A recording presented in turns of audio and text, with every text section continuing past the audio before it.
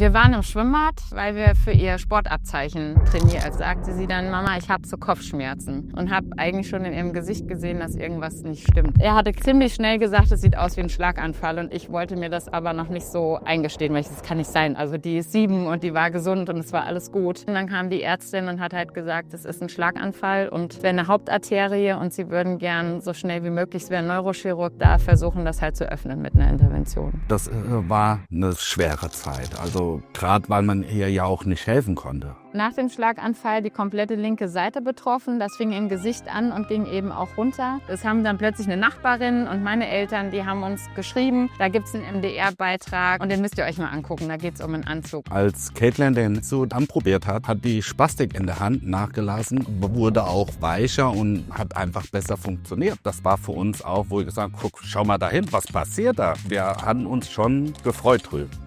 Für so eine kurze Zeit für Stimulierung ist das schon super gut. Und im Alltag kann sie eben jetzt auch einfach, sie ist einfach selbstständiger, dadurch, dass mit Orthese, ohne Orthese das besser funktioniert beim Laufen. Kann Caitlin jetzt ihren Traum leben, glücklich werden mit dem, was sie machen will und kann. Singen, Showtanz, was sie glücklich macht, macht uns natürlich auch glücklich.